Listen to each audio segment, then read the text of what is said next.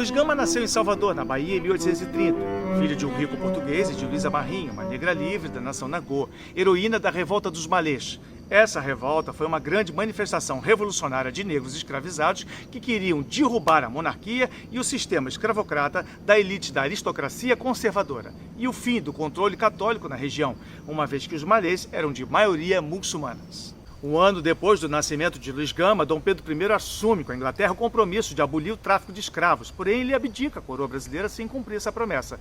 E neste mesmo ano é reaberto os trabalhos maçônicos que foram fechados em 1822 por pressão de José Bonifácio ao imperador. Bonifácio perseguiu os maçons fazendo prisões e destruição de seus jornais e exílios dos membros do GOB. Mais detalhes que você assiste no card que está passando aqui em cima. Aos 10 anos de idade, Luiz Gama é vendido como escravo pelo próprio pai para pagamento de dívidas de jogo. E como escravizado, ele não tinha nenhum direito à educação formal, pois havia uma proibição de lei em 1837.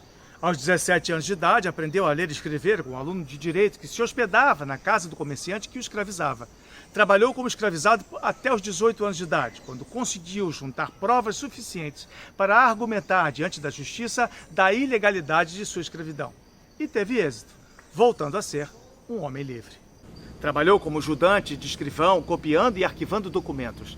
Nessa época, ele se filia ao Partido Liberal, que fazia oposição aos conservadores, e começa o seu posicionamento político contra a escravidão e a monarquia, com discursos pelas mudanças das políticas sociais em favor das classes mais pobres da sociedade brasileira.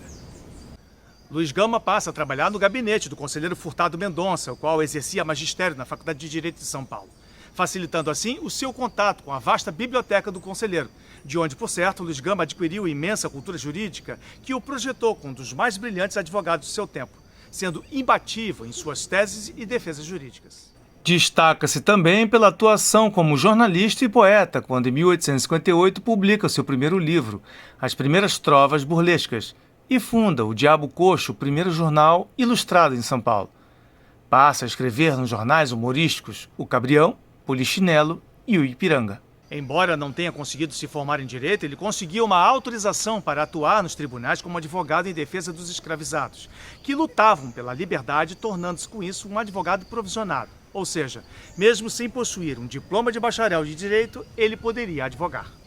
Ao longo de sua carreira como rábula, Luiz Gama conseguiu garantir a liberdade de mais de 500 negros escravizados.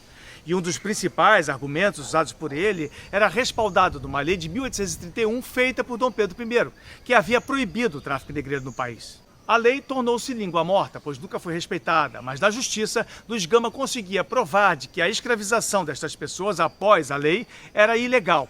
Portanto, essas pessoas tinham direito à sua liberdade. E ele passa a combater a monarquia, o conservadorismo racista escravocrata das elites aristocratas em 3 frentes.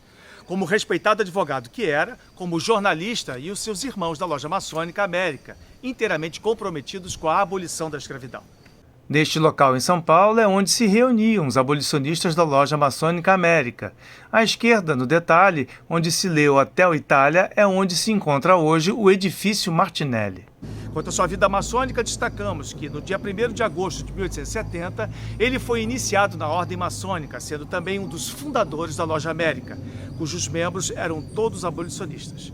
Ocupou vários cargos em loja, como segundo vigilante em 1872, primeiro vigilante em 1873 e venerável mestre em 1874.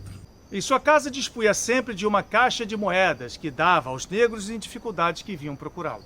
Era conhecido como amigo de todos, e esse seu lado caridoso, no entanto, fazia par com o ódio que nutria contra qualquer tipo de forma de opressão. Venerável mestre da loja maçônica América, Luiz Gama morreu sem ver concretizado o seu sonho de abolição. Acometido de diabetes, decaiu fisicamente com extrema velocidade e faleceu no dia 24 de agosto de 1882, sendo enterrado no dia seguinte. 133 anos após a sua morte, ele recebe o título de advogado pela OAB de São Paulo. Luiz Gama pertence a uma vasta lista de maçons, heróis e iluministas que lutaram pelo fim da escravidão, a monarquia, o conservadorismo, a aristocracia e o racismo. Assim como o jornalista Cipriano Barata, da loja maçônica Cavaleiros da Luz, que lutou na Conjuração Baiana e a Revolução Pernambucana de 1817, Gonçalves Ledo, fundador do GOB, e peça fundamental da independência do Brasil junto com a loja maçônica Comércio e Artes. Frei Caneca, na Conferência do Equador, Álvares Maciel, na Conjuração Mineira, Manuel Arruda Câmara, com Aerópago de També, José do Patrocínio, negro, abolicionista e grão-mestre adjunto do GOB em 1897 e tantos outros durante a história. Bom, e assim chegamos ao fim a mais um programa Maçonaria na História. Espero que vocês tenham gostado. No nosso próximo programa, iremos falar sobre a Loja Maçônica América e a sua participação na abolição da escravatura no Brasil. Compartilhe esse vídeo com os demais irmãos maçons, com os veneráveis, se inscrevam no canal e no final do programa anotem os contatos para que vocês possam levar para as suas cidades os espetáculos maçônicos que realizam em torneio nacional há mais de uma década. Fraternal abraço.